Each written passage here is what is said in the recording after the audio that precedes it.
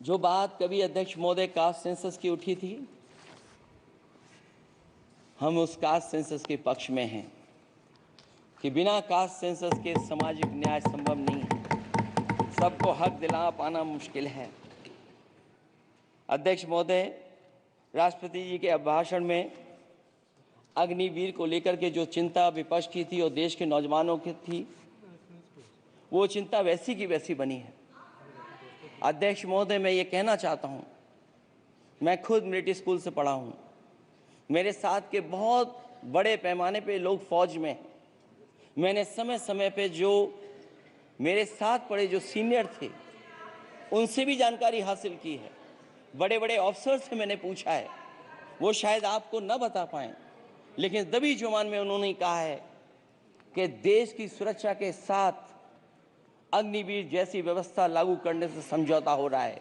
अध्यक्ष महोदय, किसी भी देश की सबसे बड़ी प्राथमिकता अगर कोई है तो वो देश की सीमाओं की सुरक्षा है। अग्निवीर जैसी व्यवस्था से कभी संभव नहीं है। अध्यक्ष महोदय, हम अग्निवीर व्यवस्था को कभी स्वीकार नहीं कर सकते हैं। आज नहीं कल, कल नहीं बाद में, जब कभी भी सत्ता में इंडिया गठबंधन आएगा, अग्निवीर व्यवस्था हमेशा हमेशा के लिए खत्म हो जाएगी।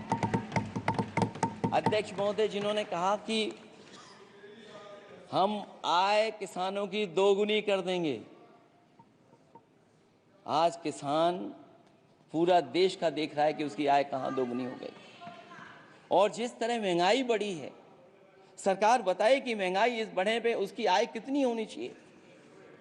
और जो इंफ्रास्ट्रक्चर की बड़ी बड़ी बातें की गई थी कि एमएसपी लागू करने के लिए एग्रीकल्चर सेक्टर का इंफ्रास्ट्रक्चर तैयार होगा, लेकिन जहां तक मैंने उत्तर प्रदेश में देखा है, अगर इस सरकार में एक भी नई मंडी बनी हो तो मुझे सरकार बता दे। अध्यक्ष महोदय, जो इंफ्रास्ट्रक्चर एग्रीकल्चर सेक्टर में बनाने की बड़ी बात कही थी, अगर सरकार की तरफ से एक भी मंडी 10 साल में बनी हो तो जरूर सरकार बताए। जो सरकार मंडी नहीं बना सकती है, उस पर एमएसपी का भरोसा कैसे कर सकते हैं? जिन्होंने एमएसपी का भरोसा दिलाया था,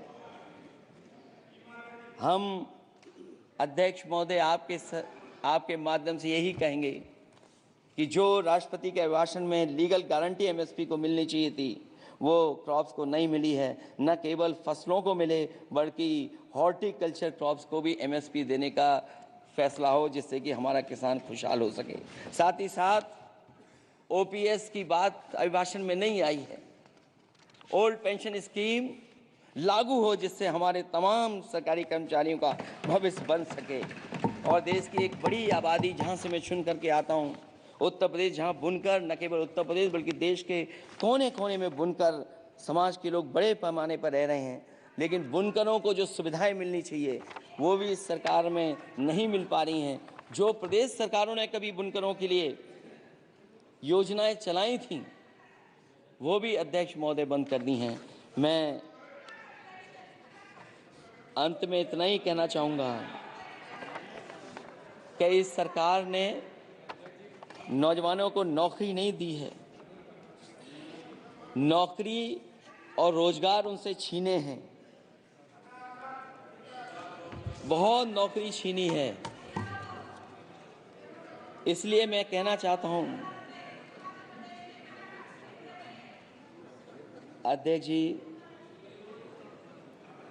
इसलिए मैं कहूँगा कि आपके राज में न नौकरी की उम्मीद है, न रोजगार, क्योंकि आपने छोटे कारोबारी तक को इतना छोटा बना दिया है कि न तो वो अपना पेट भर सकता है, न किसी को नौकरी पर रख सकता है। जो कुछ पद निकलते भी हैं तो उन पर लेटरल एंट्री के नाम से पिछले दरवाजे से कुछ खास संगी साथियों को रख लिया जाता है।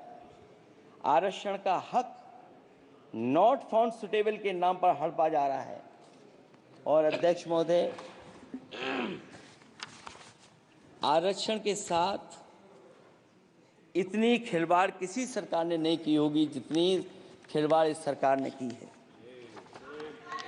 जहां सरकारी नौकरियां नहीं दी जा रही हैं, और सरकारी नौकरियां इसलिए नहीं दी जा रही हैं क्योंकि उन्हें आरक्षण देना पड़ेगा। जिस प्रदेश से मैं आता हूं,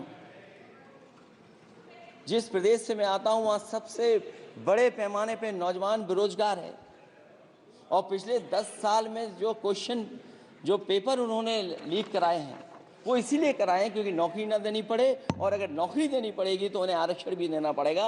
ये जानबूझ करके सरकार नौकरी और आरक्षण के साथ खिलवाड़ कर रही है।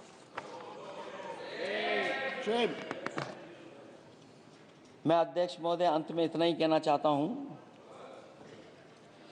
आशा है ये सरकार तब तक चलेगी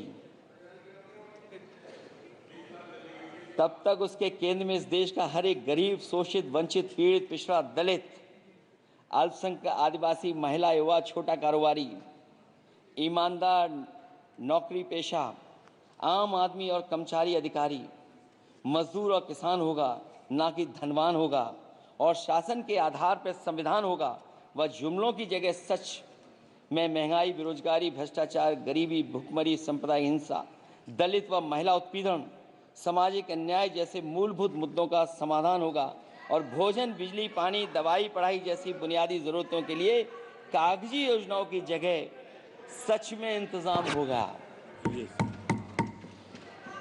मैं एक बार फिर उत्तर प्रदेश की समझदार जनता द्वारा सबसे बड़ी पार्टी चुने जाने के साथ साथ इंडिया गठबंधन समाजवादी पार्टी और कांग्रेस को सबसे ज़्यादा सीटें जिताई, उसके लिए मैं उत्तर प्रदेश की जनता का बहुत बहुत धन्यवाद और आभार भी प्रकट करूँगा। मुझे उम्मीद है कि अगली बार जब राष्ट्रपति जी का भाषण हो वो सरकारी भाषण ना हो, सच्चाई के साथ सरकार अपनी बातें रखें। इन्हीं शब्दों के साथ अध्यक्ष महोदय मैं आपका बहुत बहुत धन्यवाद देता हूँ। श्री संतोष पांडे।